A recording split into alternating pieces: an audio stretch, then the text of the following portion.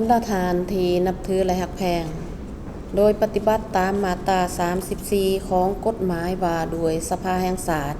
เกี่ยวกับสิทธิและหน้าที่ของคณะประจำสภาแห่งชาติข้าพเจ้าหูสึกเป็นเกียรติและปิติยินดีเป็นอย่างยิ่งที่ได้ตั้งหน้าให้คณะประจำสภาแห่งชาติแจ้งมายังบรรดาองค์การจัดตั้งภาครัฐแนวลาวสร้างชาติสหพันธ์นักรบเก่าองค์การจัดตั้งมหาชนขันธ์ศูนย์กลางและท้องถิ่นรับทราบเกี่ยวกับผลสำเร็จการดำเนินกองประชุมวิสามัญของคณะประจำสภาแห่งชาติครั้งวันที่ 17 มังกร 2026 มีดังนี้กองประชุมวิสามัญของคณะประจำสภาแห่งชาติได้ดำเนินขึ้นในตอนเสาร์ของวันที่ 17 มังกร 2026 โดยการเป็นประธานของฐานปริญญาเอกไสสมพรพรหมวิหารกรรมการกรมการเมืองศูนย์กลางพรรคประธานคณะประจำสภาแห่งชาติมีบรรดาฐานห้องประธานคณะประจำบรรดาฐานกรรมการคณะประจำสภาแห่งชาติเขาห่วมยางพร้อมเพรียงซึ่งกองประชุมได้ค้นขวาพิจารณาหนังสือเสนอของประธานประเทศฉบับเลขที่ 002/ปปทลงวันที่ 16 มังกร 2026 เกี่ยวกับการพิจารณารับรองเอาการยกย้ายและแต่งตั้งพนักงานการนำขั้นสูงไปรับหน้าที่ใหม่ค้นขวาพิจารณาคำเสนอของนายกรัฐมนตรีฉบับเลขที่ 168/นย.ลงวันที่ 16 มังกร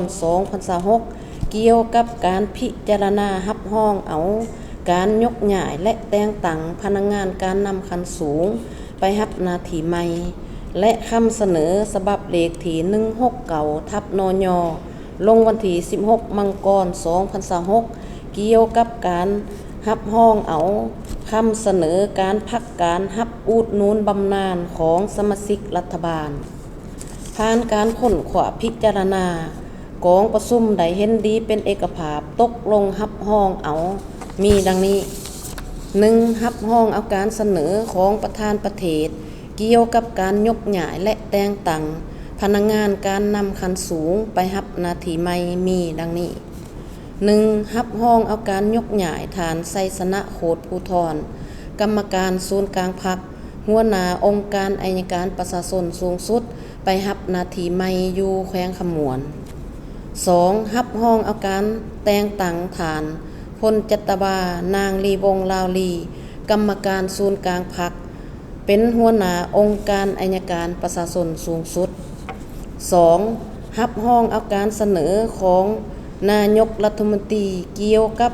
การยกย้ายและแต่งตั้งพนักงานการนำขั้นสูง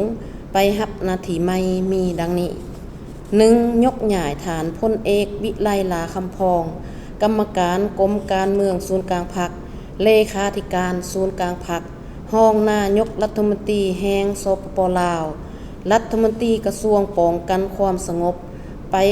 รับหน้าที่ใหม่อยู่หองว่าการศูนย์กลางพรรค 2. ยกย้ายฐานคำพันธ์พรหมทัศน์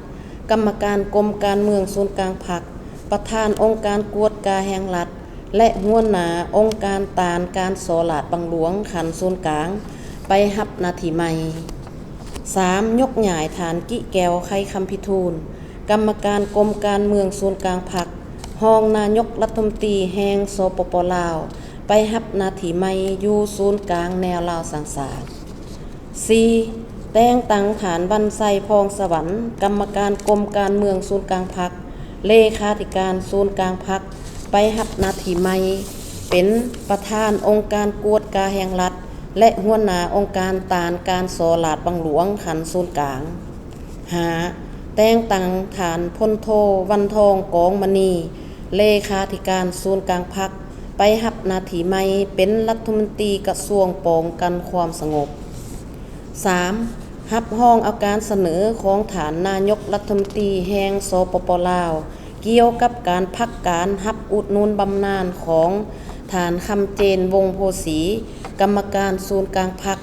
รัฐมนตรีประจำสำนักงานนายกรัฐมนตรีดังนั้นข้าพเจ้าจึงแจ้งมายังบรรดาองค์การจัดตั้งภาครัฐแนวลาวสร้างชาติสหพันธ์นักรบเก่า องค์การจัดตั้งมหาชนขันศูนย์กลางและท้องถิ่นจงรับหูตามเนื้อในจิตใจค้างถึงนี้ด้วยขอขอบใจมีข่าวดีจะมาบอกสำหรับใครสนใจเช่าพื้นที่ขายเครื่องทุกประเภทและเช่าพื้นที่ป้ายโฆษณาอยู่ตลาดลาวสนใจสอบถามที่เบอร์ 02058389209 สถานที่ตั้งอยู่บ้านสะพังเมืองไซธานีนครหลวงวิจันทร์